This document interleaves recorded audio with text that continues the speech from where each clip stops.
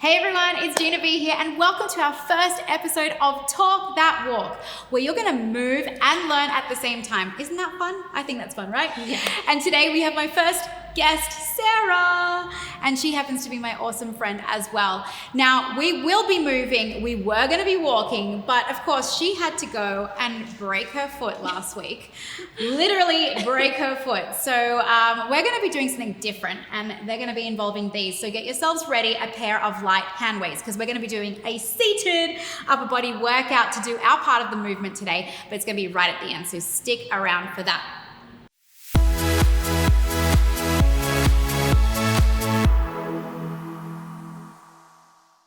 So that you guys can get to know Sarah a little bit more, I'm going to give you a little bit of an intro. Sarah is an she's a health, that is a real tongue twister, by the way. Accredited exercise physiologist and health coach. It is a tongue twister. Thank you. And PT and online coach.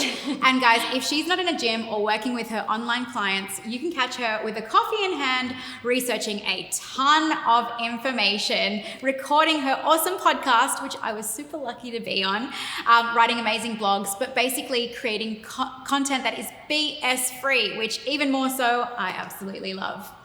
Now, it has been her mission to create change in the health and fitness industry by helping people make peace with their food and their bodies using science, not trends. Again, something that I love and which is exactly why we're friends. Yeah. So today, guys, this episode is all about movement for joy. And primarily, my kind of movement for joy is low-impact fitness, and you guys know that. So we're gonna be dispelling the myth that low-impact workouts can't give you your best sweat. It's a myth, and we're gonna talk about that from a pro. So before we go into your journey, I really feel like we need to warm up our audience a little bit more. Okay. And we're gonna do a fast beat round because everything is done to the beat, right? So I've got a few questions for you, Sarah. I'm ready. All right, let's go with this one. What is your favorite fun food? Oh, that's a tough one. So I'm a lover of chocolate and I do love dark chocolate, but my favorite fun food chocolate, caramel koalas. Who doesn't love caramel and chocolate together? So good. Especially when it oozes out. I prefer it when it's a bit melted as well. So delicious, good. Delicious. Okay, who inspires you? So she's no longer alive, but Maya Angelou. So she is an author and she's a speaker and she's just an amazing woman and human being. If you haven't read any of her work or any of her poetry, you need to. Yeah, I absolutely agree. It's just a testament of an amazing, powerful woman that she is. Okay, let's go. What song, because everything is up to the beat here, what song gets you absolutely going right this minute? Oh, anything by Ed Sheeran. Yeah, I'd have to turn it up and he just gets me going, gets me smiling. Do you have a particular favorite song right now? I'm really bad with song titles. The one, I think it's Beautiful. Yes, yeah. yes. I love the lyrics. It speaks to me. I agree with that one. Yeah. Okay, so we have same music taste. Yeah. I'm totally with you on that. Okay, what lights you up? Seeing change in people and knowing that I'm making an impact by helping them, I think that lights me up. And just being around good humans. Yes. I think human connection is something that really always inspires me and something that I strive to create with my community as well. Absolutely. And even if it's an online community, we can still inspire them and create that energy through being an online community. And what's interesting is that we move in such a social world of social media that true human connection stuff sometimes often lacks. So I love that you say you just, you crave that human connection. Okay, what about your final question? What would be your challenge, if any? Well, I was going to say it might be this, but your challenge, if any, in your health journey right now?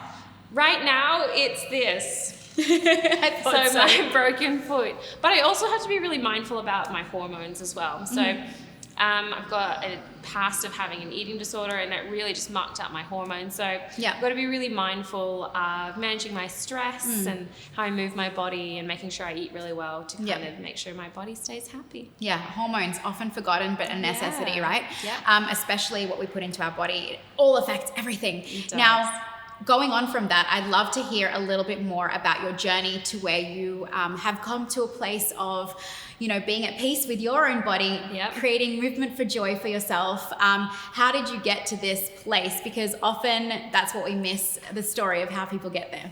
Yeah. And I think where I am now is so different from where I first started. So when I moved in, like the first time I ever went to a gym, I had no idea what I was doing. I was 18 years old and I'd asked my parents, they said, what do you want for your graduation gift? And I was like, can I please have a gym membership? And they looked at me quite strangely and they were like, okay. And I liked the feeling of that endorphin rush. So, if I thought like a little bit of exercise is good, more must be so much better, but that definitely wasn't the case. So I became quite addicted to exercise and movement to the point where I was doing multiple hours a day and I was really overtraining myself. I thought it would be a smart idea to do a bodybuilding competition. Turns out that wasn't so smart. And so it kind of spiraled me into having an eating disorder. And even though it was a very short time frame for me to kind of get really weird with food, it was a very long time span for me to unlearn all of those negative habits. So that was years of really challenges with food and challenges about how I felt about myself and how I judged my own worth, which was so attached to my body. Absolutely. Fast forward, lots of, really deep psychological work and mindset work and overcoming all of those challenges I had around food by facing them. And I came to that place of realizing that my worth was so much more than my image. Yes. And that even though health was important, it didn't have to be an all or nothing thing. Yep. And when you get to that place that you don't tie your image to your self-worth, you start doing things for joy because you actually just want to move your body, not because you need a goal to look good.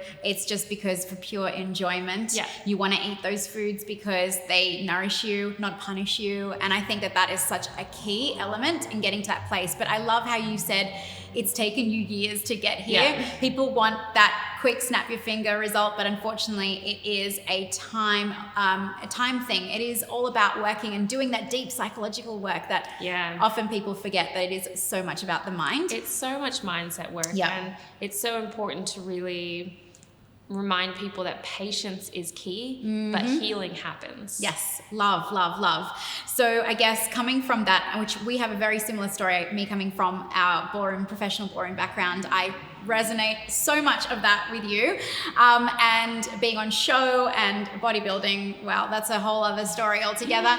But getting to that place, you have to train a lot, you have to punish yourself with hours at the gym.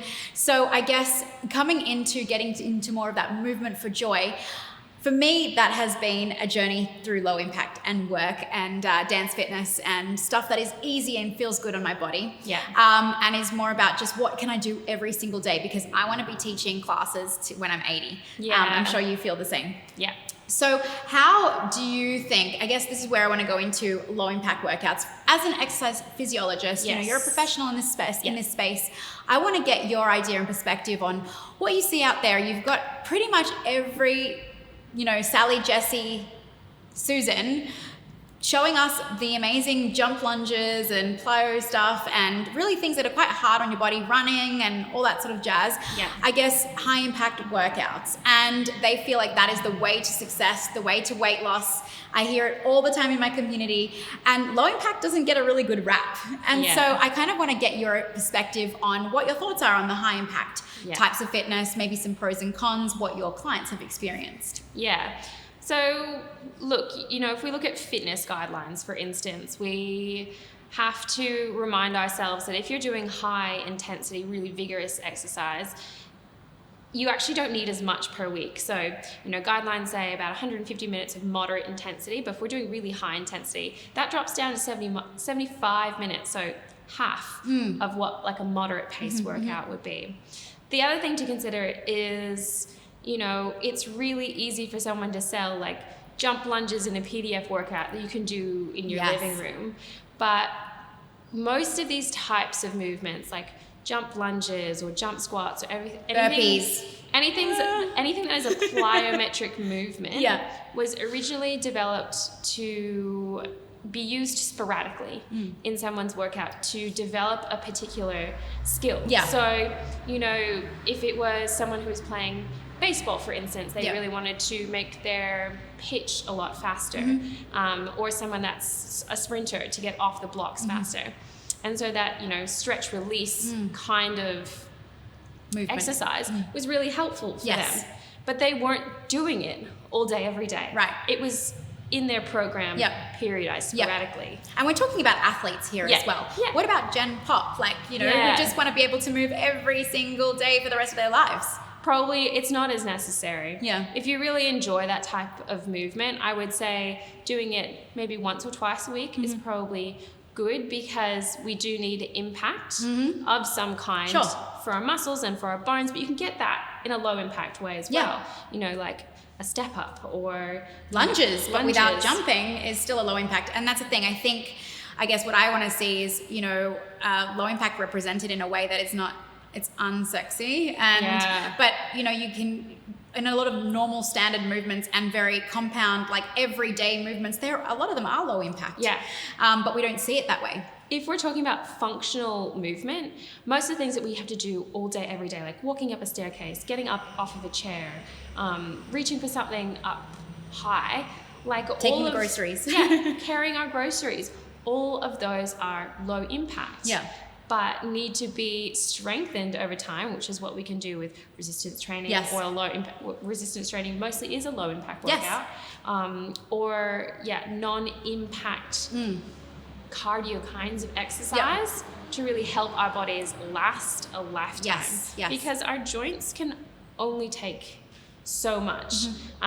Some people are more predisposed to arthritis or other things, but for them, managing that condition also means staying active. So if we can give them something that is low impact, easy to do, and fun, they're much more likely to do it. Absolutely. So because sustainability for me and for my community is key. That's my key driver. And I think the biggest question that I always ask people when they come and see me is, what do you enjoy? Because exercise has to be enjoyable to be sustainable. There's no point in me saying, like, go do a run 3 times a week if someone hates running. And you don't even need to run. If you want good heart health, just means elevating your heart rate up consistently a few times a week, whether that's brisk walking, power walking, an up to the beat workout, maybe, which I love. And I want to kind of go in from that. And I guess one common thing I want to address, because I actually polled some of our tribe members. So guys, I have a private Facebook group. You can check out the link below to my Upbeat tribe. And I love to go in there because I want them to know, I want to ask them what they want to hear here. And I get the same question over and over, but doesn't low impact workouts not give you enough of a burn or enough sweat? Don't I need high impact workouts to actually lose weight? Isn't that the key? And I just would love to hear your perspective on that. Well, for the most part, consistency is key. You don't need high impact for any results.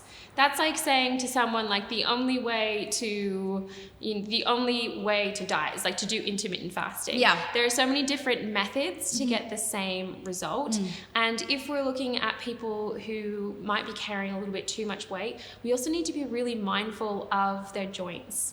And obviously we do want to care for their bodies through this process. Low impact is pretty much the way to go, and they'll still get a brilliant workout because it's about sustaining your heart rate up for a long period of time over several days. That'll get you a really good result. And I think that's key what you touched on about the arthritis, because we have quite a numerous amount of members in our community. And, you know, absolutely, my husband's a GP and he often tells his clients to go and work out, because actually that's what they need for arthritis and joint pain. However, that can often be such a vicious cycle because they're in pain. So I'd love to hear what your thoughts on, you know, the types of exercise does low impact fit into that potentially as a good alternative to keeping working out. You know, maybe there are some times when they shouldn't at all move. Yeah, so if someone is experiencing like a flare-up of pain, for instance, it can be really, the first thing that we have to do is calm that situation down. And so, going and talking to your doctor about whether or not you need pain medication for that short period of time to help you get moving again can be really, really important. Absolutely. And then working from there on getting your function back up. So whether that is taking all of the load off altogether and like going and working in a pool environment first. Absolutely. Or it's doing something as simple as a chair workout. Yes. Yep, something seated, just to build your confidence back up, because it can be a bit cyclical when it comes to arthritis. And the most important thing to realize is that it won't last forever. I think in the moment it really does feel, with anything chronic, that when you're in it and when you're experiencing pain, it will last forever. But knowing, like, building your toolbox of things that you can do to manage and get moving again is, and not being so rigid, like be versatile in what your abilities can do and be okay with that. I'm someone that lives with chronic pain, and it's really important to be self-compassionate when we're going through those stages of, like, I might not be able to walk right now, but with back pain, I might not be able to like lift as heavy, and so I'll focus on something different, but always going, there is something I can do. Of course, absolutely. There is always something everyone can do, and we're going to show them, right? Okay, but before we get into our workout, I want to sign off this beautiful discussion, which is full of so much golden nuggets, so many golden nuggets. We at Up to the Beat feel that small steps are the big change action, and that's the way that we see everything. That is our ethos: small steps to big change. So we're going to ask you, what is your one small step to big change in regards to perhaps getting someone to that much closer to falling in love with movement for joy, or if they're just starting out, what would be your one small step to getting that closer to big change? So my key step for everyone is to ask yourself, what feels good for my body today? And use that kind of insight and that tuning in process to then guide you about what you need to do, because like your body knows what it needs in that moment, whether it needs rest, whether it needs a little bit of extra food, or whether you just need to move. And then if you do need to move, if you're feeling energized to move, doing something that you enjoy, because that will have a roll-on effect. Absolutely. You'll be doing more exercise. Momentum. And then that leads to big change. Yes. Love that. Love. Okay, guys, you need to connect with this girl. She has an incredible podcast. I'm going to put my episode in the links below as well. But she has so much gold in her episodes, and incredible influential people that she's interviewed. How can my community connect with you? So you can find me on Instagram. My little name is @skactive, or you can follow me on the podcast, which is Holistic Health Radio. We are on Spotify and iTunes, and my website, which I'm sure you can link to. I'm going to put all of those links, guys, in the description below, so you can connect with Sarah. So guys, you better have grabbed your hand weights, because we're about to get into an awesome track to Senorita. That's my song that gets me moving right now. So let's get ready and do it. We're going to sit with a little bit of a wider stance. Get comfortable. Okay, we're going to start off with a curl to press. So what that looks like is you're going to do a bicep curl, and then we're going to go to a shoulder press. So keep it nice and parallel above your head, and then coming back down. Let's do that to the beat. Are you ready? And 1, 2, 3, 4. That's it. 1. See, there are no excuses to working out. You can do so even with an injury. There you go. This is going to be one of your go-tos at home right now. And out we go. 1, 2, 3. Sarah, you are smashing it. That's it. I'm sure that all you're doing right now is arm workouts. So this is probably hurting you, just doing this. And up. All right, we're going to go into a little bit of a core work. We're going to go twist, twist, twist. So it's a Russian twist. And I'm not Russian, I'm actually Ukrainian. No, I'm just joking. But we're doing a Russian twist seated. That's it. So you kind of want to lean back a little bit. You want to engage and brace that core. Ooh, yes. Are you feeling that? Oh my gosh, so much. 1, 2, 1, 2. Now remember, use the weight that is good for you. Okay, you don't have to go heavy. You don't even have to use weight if you don't want to. All right, now we're gonna lean over. Okay, coming over, hinging at our hips, and we're gonna do a back row. Are you ready? So we're gonna squeeze it in nice and slowly, then we're gonna go to the beat. Here we go. Squeeze it in and take it down. I want you to keep your elbows in by your sides. And let's go to the beat. Here we go. And one, and down. One, and down. That's it. Oh, yes. I want you to think of squeezing your shoulder blades together, rowing your elbows back. Pretend like you're like nudging someone behind you with those elbows. And 1, 2, 1, 2. That's it. A few more here. All right, give me, guys, 4. Give me 3. Give me 2. Give me 1. Now we come up and we're gonna go curl to press. And down, up, up. That's it. And back again. Up, up, down, and down. Up, control that movement. No swinging. That's it. 1, 2, 3, 4. You could even have a discussion, right? Like we could chat all things right here. Just moving our bodies. That's it. All right, back to those twists. Okay, probably wouldn't be able to talk while we're twisting because we're supposed to be bracing. But actually, if you talk, that means you're breathing. Yeah. And often, when they do core exercises, people forget to breathe, right? Exactly. Keep going. Go. Go. Brace that core. Reach. Reach. Oh, yes. I think my arm workouts are done for today after this. Go. Go. 1, 2, 3, 4, 5, 6. Last one. Let's go curl to press. Curl. And up. And down. Beautiful shoulders. Tank top ready. We're in winter right now. And we're gonna be summer ready. No, just joking. You can be summer ready in winter and winter ready in winter. It doesn't matter. And up, up, down, down. Most important thing is that you just move every day. Exactly. Right? Even if it's just your arms.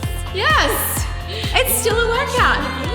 All right, twist, twist, twist. We're so close to finishing, guys.